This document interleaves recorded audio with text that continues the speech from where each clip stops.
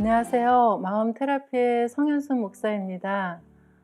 매주 목요일마다 우리 마음속에 상한 마음을 들여다보고 치유의 방법을 고민하는 시간을 가져보았습니다.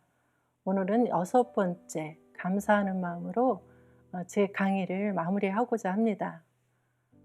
우리는 누구나 감사하면서 살면 스트레스를 덜 받고 잠도 잘 자고 행복감이 더 커진다는 사실은 다 잘 알고 있습니다. 하지만 많은 분들이 삶이 이렇게 힘든데 감사할 것이 무엇이 있겠느냐라는 이야기를 하세요. 이는 대개 많은 분들이 감사에 대한 매우 높은 기준을 가지고 계시기 때문에 그렇습니다. 우리가 반드시 거창한 도움을 받을 때에만 감사의 마음을 가질 수 있는 것은 아니에요. 우리 일상에서 아무리 사소한 것이라도 감사할 부분이 있습니다. 사람들의 감사 경험을 수집하기 위해서 우리 교회 성도님들 12분에게 감사 이야기를 부탁드렸었어요. 모든 분들이 아주 긍정적으로 참여해 주셨습니다. 선뜻 응해 주신 모든 분들께 이 자리를 빌어서 다시 한번 감사 인사드립니다. 첫 번째 분의 감사 이야기부터 소개해 드릴게요. 어려서부터 큰 언니의 등에 업혀서 교회를 다녔다고 합니다. 그래서 교회 다니는 것이 그저 당연하다고 생각을 했었는데 장성해서 생각해 보니까 교회로 자신을 업고 다녔던 그 언니가 그렇게 감사하더래요. 언니 덕분에 교회에 나올 수 있었기 때문입니다. 그래서 감사의 마음을 담아서 카드에 정성껏 적어서 보냈다고 하네요. 감사의 마음을 표현하고 나니까 마음이 더 행복했습니다. 또 코로나 시기에 감사한 일이 있었대요. 두 아드님이 계시는데 두 아들이 다 군대에 지금 있는 것이 감사하다 하셨습니다. 왜냐하면 그 아들들에게 외출 금지령을 내려도 어떻게 해서든지 외출을 하고자 하는 아들들과 옥신각신하고 그러다 보면 서로 감정이 상하고 또 짜증내며 아마도 서로 힘든 시기를 보냈을 텐데 지금은 멀리 있다 보니까 서로의 안부를 물으면서 아주 좋은 관계를 유지하고 있으니까 이 또한 얼마나 감사한 일이냐라고 하셨어요. 이분은 사실 감사의 이야기를 참 많이 하셨는데요. 한 가지만 더 말씀을 드릴게요. 알코올 중독에서 헤어나지 못하는 시어머님이 계셨습니다. 어머니가 병원에 입원하여 치료를 받게 되었을 때 일인데요. 이 치료 과정에서 시어머니는 금단 증상으로 아주 힘든 그런 과정이 있었어요. 이 과정에서 환자를 간호한다는 것 정말 쉽지 않습니다. 그래서 형제들이 선뜻 나서지 못하고 있을 때 이분이 시어머니를 잘 간호해 드려야 되겠다는 마음이 들었답니다. 이분이 시어머니를 잘 도와드릴 수 있어서 그게 그렇게 감사했었다라고 말씀하시네요. 또 두 번째 분 감사 이야기입니다. 오래전에 자신의 꿈과 목표에 대해서 기도를 한 적이 있으셨대요. 그 당시에는 기도 응답이 없어서 그냥 마음에 묻어두었는데 그런데 그 꿈이 시간이 흘러서 더 견고하게 이루어졌다는 거예요. 그러시면서 기도한 것은 절대 땅에 떨어지지 않고 알맞은 시기에 더 좋은 모양으로 이루어주시는 하나님께 정말 감사하다라고 말씀하셨어요. 이분은 원래 전업주부로 계시다가 늦은 나이에 직장에 입사하게 되셨는데요. 처음에는 여러 가지 적응하기가 참 쉽지 않겠다라는 마음으로 입사를 하셨어요. 그런데 생각했던 것보다 좋은 동료들을 만나서 아주 즐겁게 일을 하고 있다라면서 정말 만남의 축복 감사하다라고 하시면서 환하게 웃으셨어요. 또 감사한 것이 있는데 자녀가 성장하는 가운데 굉장히 큰 어려움이 있었다고 해요. 그런데 그 어려움을 겪으면서 물론 마음의 고통이 컸었겠죠. 그럼에도 그 어려움을 잘 이겨낼 자녀가 정말 대견스럽고 그 자녀에게 감사하다라고 말씀을 하셨어요. 세 번째 분의 감사입니다.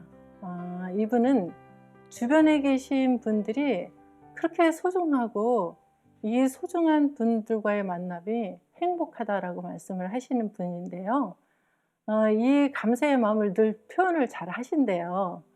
그 중에 한 가지 말씀드리면 시부모님께 감사의 표현을 했다고 하시네요.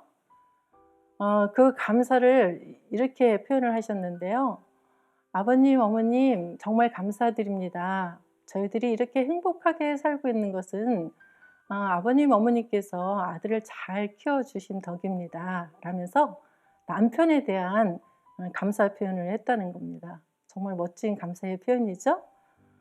네 번째 분의 감사입니다. 이분은 직장에서 좋은 동료들과의 만남이 정말 감사하다고 합니다. 입사한 지 얼마 되지 않았을 때 일이 익숙하지 않아서 실수를 했던 적이 있는데요. 그때 선배가 다가와서 해결 방법을 아주 친절하게 잘 알려줬다는 겁니다. 아직도 그때 일을 생각하면 마음이 따뜻해지고 정말 감사했다 이렇게 말씀을 하셨어요. 감사의 제목들이 다 다르시죠? 다섯 번째 분은 분주하게 살다 보니까 가족이 다 함께 모여서 식사하기가 참 어려웠었대요. 그런데 요즘 코로나로 재택근무를 하잖아요. 재택근무를 하면서 그동안 시간을 함께 하지 못해 늘 미안해하던 아들과 시간을 더 많이 보냈다고 합니다. 또 인터넷으로 아들 수업이 시작되면서 가족들이 함께 이야기를 나누게 되었다니 이보다 더 감사한 게 어딨냐라고 말씀을 하셨어요.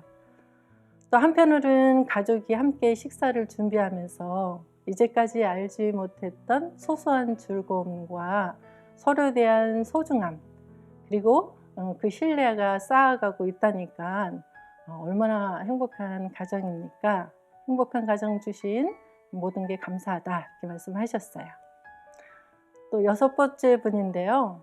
이분은 자녀들이 참 잘 자라줘서 감사한데 그 감사한 것 중에 하나가 자녀들이 타인들에 대해서 굉장히 배려를 많이 하신다는 거예요. 그러다 보니까 주변 분들과의 좋은 관계를 맺으면서 살아가는 그 모습이 더할 나위 없이 감사하다라고 했어요. 배려의 마음, 참 그 어떤 마음보다 귀한 마음이죠. 네, 제가 지금 감사한 분들 소개를 계속 해드리다 보니까 제가 감사해서 행복해지는 그런 시간인데요. 참 고마운 시간이네요. 일곱 번째 분입니다. 이분은 마스크는 언제 벗고 자유할 수 있을지, 또 사회적 거리는 언제 좁혀질 수 있을지 요즘 여러 가지로 마음이 답답하고 우울했답니다. 그래서 바람 좀 쐴 겸 잠깐 공원을 걸었습니다. 공원을 걷다가 문득 하늘을 올려다보게 되었는데요. 하늘이 너무나 예뻤대요. 하늘이 이토록 아름답다는 생각을 못하면서 참 분주하게 살았었는데 그 하늘을 보면서 감사했다라고 했습니다. 그 순간에 자연에 대한 감사한 마음이 들었던 거죠. 그러자 그렇게 답답하고 힘들게만 느껴졌던 마스크 착용이 갑자기 오히려 감사하게 생각이 들었다는데요.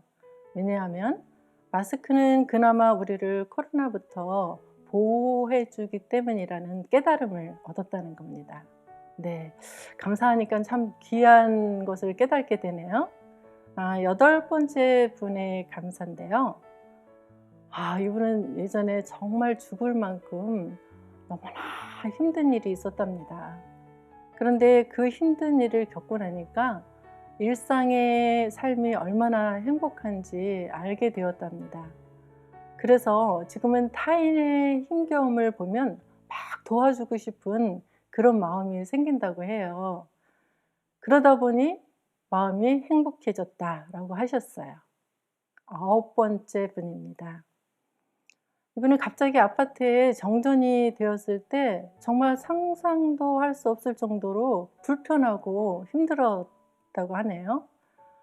전기 없는 세상을 평소에는 생각도 못 했는데 막상 정전이 되고 보니까 불편한 일이 한두 가지가 아니었습니다. 다시 전기가 켜지자 삶이 얼마나 편안한지 정말 전기에 대해서 감사하게 되었다라고 하셨습니다. 10번째 분입니다. 이분은 남편한테 굉장히 어려운 일이 있었는데요.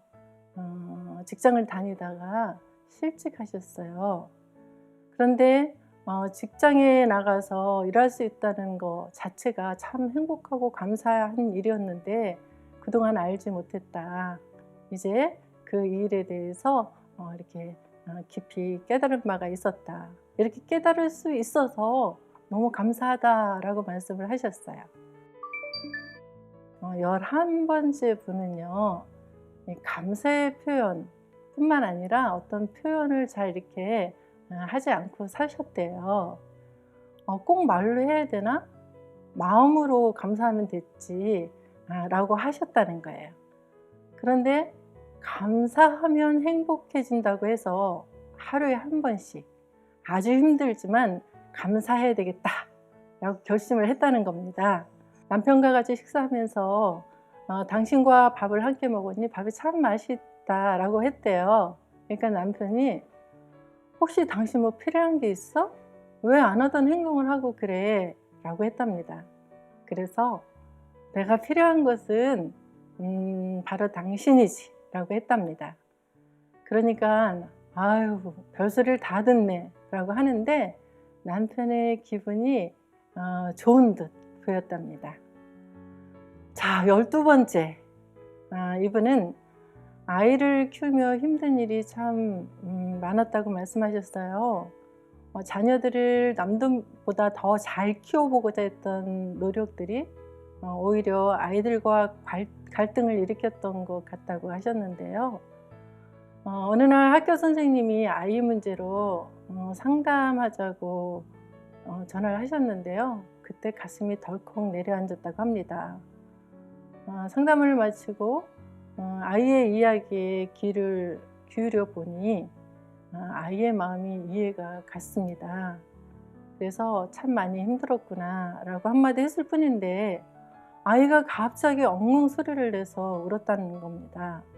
우는 아이를 보면서 이제는 내 기준을 아이에게 요구하지 말고 있는 그대로의 아이의 모습을 인정해 주자 라고 생각을 했다는 거예요. 그러니까 마음이 편해지고 자녀에 대해서 훨씬 감사할 게 많아졌다고 합니다. 이 12분의 감사의 이야기를 들으면서 우리 성도님들은 어떤 감사 지금 하고 계세요? 저는 이제 이분들의 감사 이야기를 들으면서 한 분 한 분의 표정을 살펴보았어요. 물론 전화로 하신 분도 또 계시긴 해요. 이분은 목소리로 제가 표정을 읽었습니다.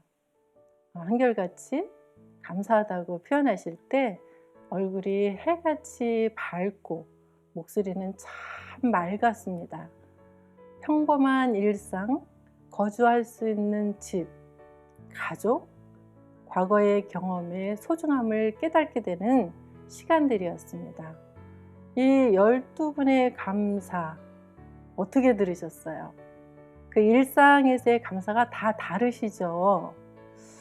인터뷰에 참여하신 분들은 이전에 당연하다고 생각했던 그 전기불, 실직해서 직장의 소중함, 또 자신에게 힘들고 어려웠던 그 경험이 오히려 성숙하게 되었음을 깨달았다고 하셨습니다. 이분들은 감사 과정에서 가족, 이웃, 직장의 관계에서 끊임없는 상호작용을 한 것을 볼 수가 있습니다.